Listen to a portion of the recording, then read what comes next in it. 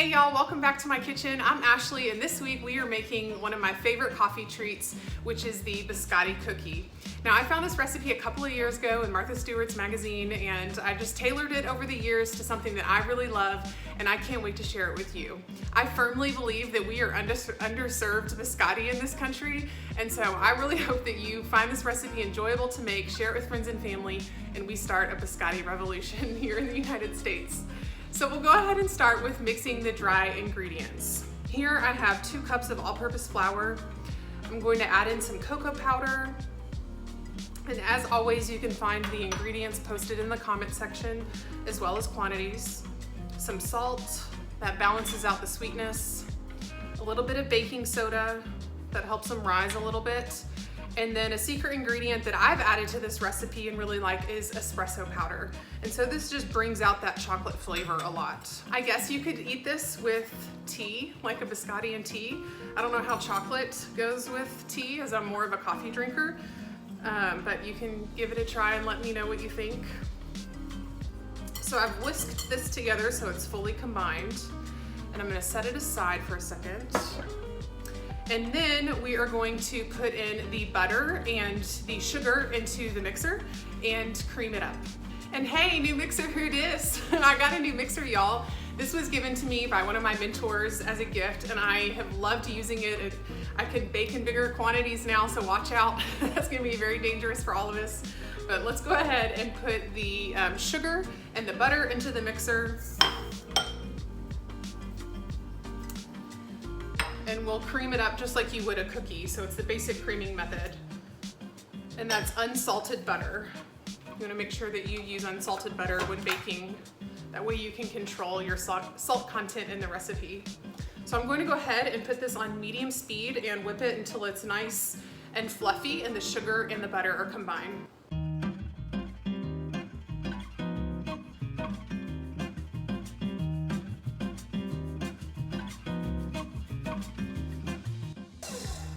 We'll go ahead and scrape the sides of the mixer to make sure that we get the butter that's up on the sides and any butter that's down on the bottom fully incorporated. So I'm just gonna give it a scrape, and then we'll go ahead and fluff it just probably about for 30 more seconds.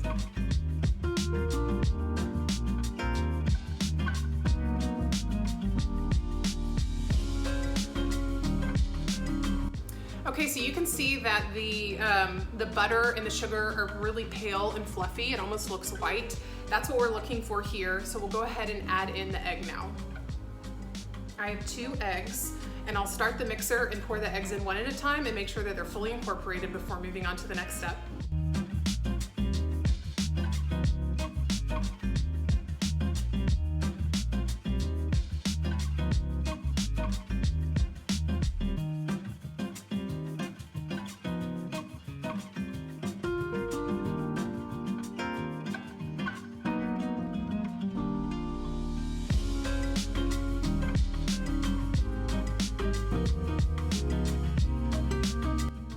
And I'm going to go ahead and scrape the bowl one more time to get the egg and that butter sugar mixture together.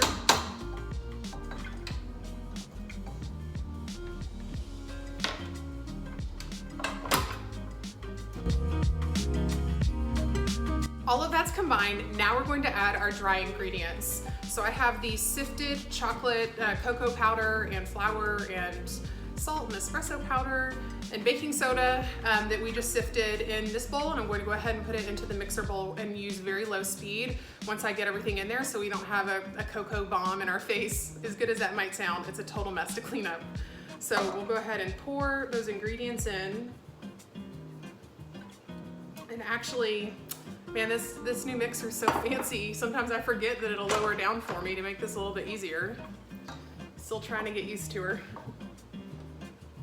And we'll just scrape all of that dry ingredient in.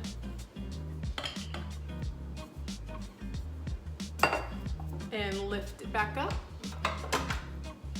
And again, slow speed. So this is going to make a really thick dough, so it takes a moment or two for the flour to incorporate into the sugar, butter, egg mixture, and then we'll fold in the chocolate chips for this recipe. So it's a double chocolate biscotti recipe.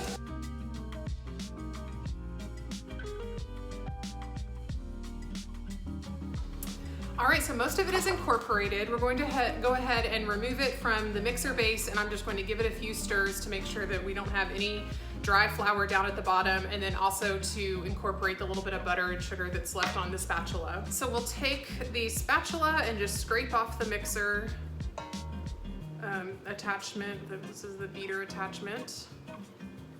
Make sure we get everything off of there. You can lick it if you want.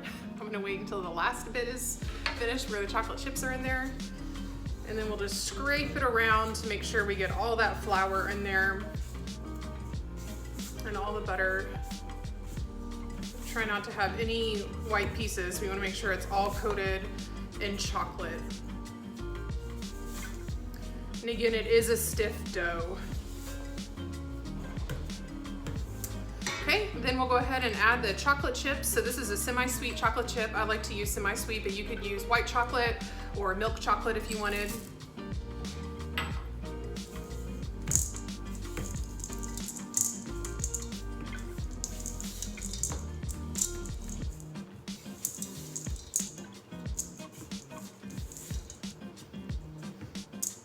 Now we're gonna put it on a parchment lined sheet pan, and I've also preheated the oven to 350 degrees, and the rack is on the middle shelf. We'll pour this dough mixture onto the parchment pan.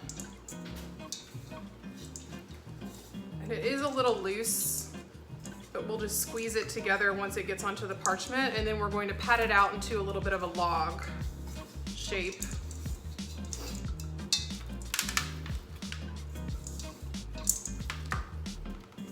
Oh my gosh, this smells so good.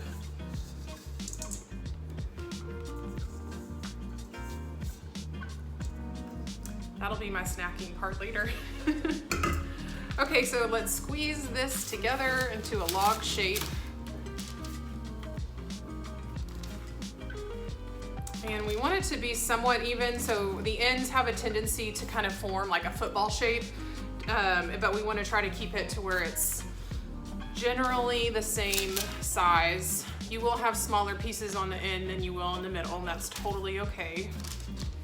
Some people can buy Biscotti pans, they make those specifically, but I find that it's just as easy to use a sheet pan and some parchment paper. No problem for me, it all tastes the same.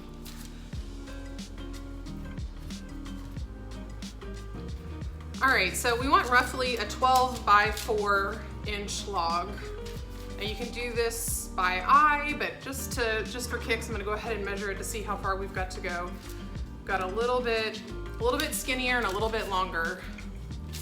So you can use a rolling pin if you want during this, but just one more thing to clean up afterwards. So I'll just press it out.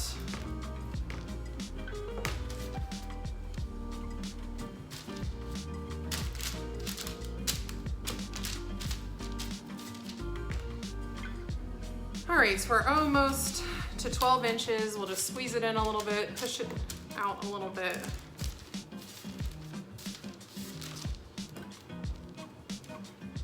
And it doesn't have to be perfect. It certainly is homemade biscotti, which is the best biscotti. Okay, so this is going to go into the oven. Again, it's 350 degrees, the rack's in the middle position, and we're going to bake it for 25 minutes. So the word biscotti means twice baked. It's a twice baked cookie. So the first time is going to be 25 minutes. We'll take it out, let it cool, cut it into slices, and bake it again for about 8 minutes at a lower temperature. But we'll get to that part after we bake it off the first time. The biscottis come out of the oven, and the house smells so good. We're going to let it rest for about 5 minutes on a cookie sheet or on a cooling rack, just to let it cool down enough to where we can handle it and it doesn't break into a lot of pieces because it is still soft. That's why we do a double bake to get really crispy biscotti. Also, we took the oven and we reduced the temperature down to 300 degrees, so it'll be a little bit of a lower, slower heat for the second bake. So let's let this rest for about 5 minutes. The biscotti is cooled for about 5 minutes, and now we'll go ahead and cut it into individual pieces and then put it back into the oven for its second bake. So we'll just gently lift it off of the hot pan. Let's see if we can just slide it off and put that back on the sheet pan because we will need it again for our second bake. And now we're going to cut this into about 1/2 inch slices. It doesn't have to be perfect, although you do want it to be pretty close because they will go in for that second bake and you don't want some that are really hard and some that are really soft. So we'll go ahead and cut these into about 1/2 inch pieces. And you want to do it really gently because if you push down too hard or if you use a serrated knife and cut back and forth really fast, it will break the biscotti and it's already really fragile because it's still a little bit soft on the inside. So this is what you will have, about a 1/2 inch thick piece. And then we'll put it back on the baking sheet with the cut side down. And I'll show you what that looks like too at the end with all the pieces.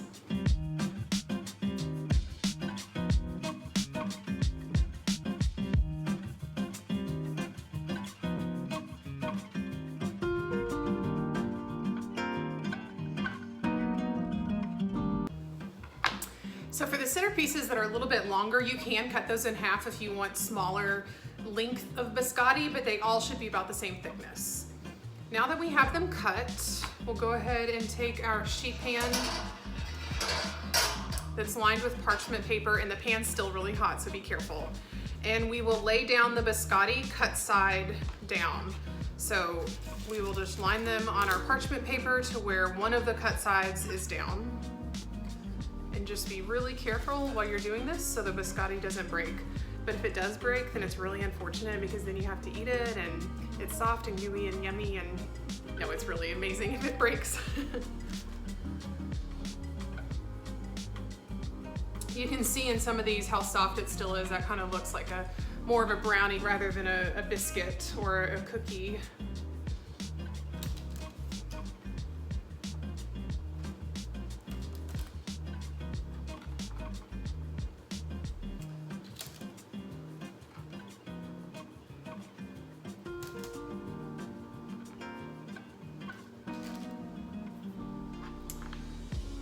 Now that we have them all lined on the sheet pan, we'll put them back in that 300-degree oven. So remember, we took it from 350 to 300 degrees, and we're going to go ahead and bake it for another 8 minutes, and that will leave them nice and crispy. What about that one? What are you gonna do with that one? That one's mine.